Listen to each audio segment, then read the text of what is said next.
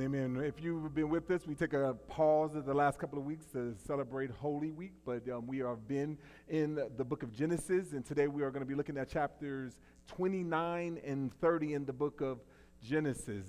29 and 30, and I've entitled the message, Counting God's Blessings in the Middle of Chaos. Counting God's Blessing in the Middle of Chaos.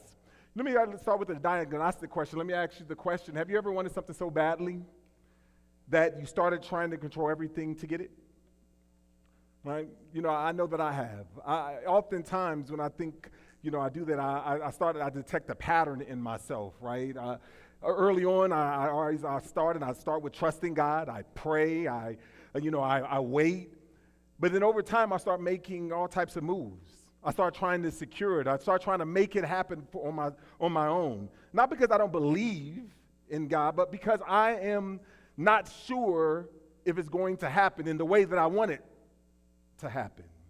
You see, over my life, basically, there has three things that, and as I started reflecting over, like, what are the three things in my life that I have genuinely wanted so badly that I can taste it.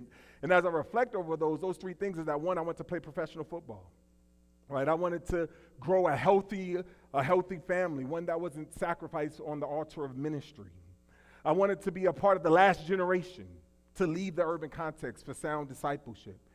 You see, my point isn't whether or not these things come to fruition or have come to fruition, because, I had an offer to play for a tryout to play pro football, but I didn't even take it.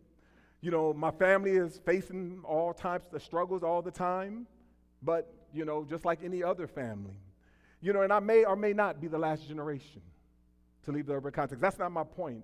My point isn't whether those come to fruition, because if I'm honest, the stress, the pressure, the striving that takes place in my life, right, is the thing that more than anything that brings me stress. It comes out of me trying to control what only God could provide.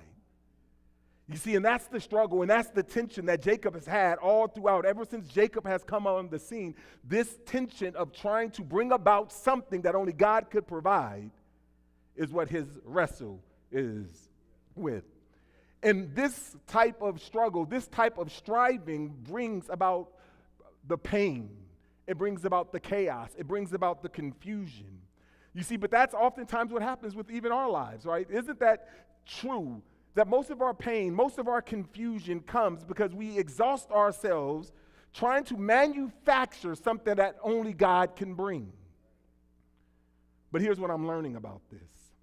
God's faithfulness, his faithfulness is not proven by giving us what we want, but it's given us grace in everything that we've walked through, giving us his presence as we walk through it. So here's my question that I want us to ask and answer throughout today. I want to ask and answer this question: what happens when we try to control what only God can provide?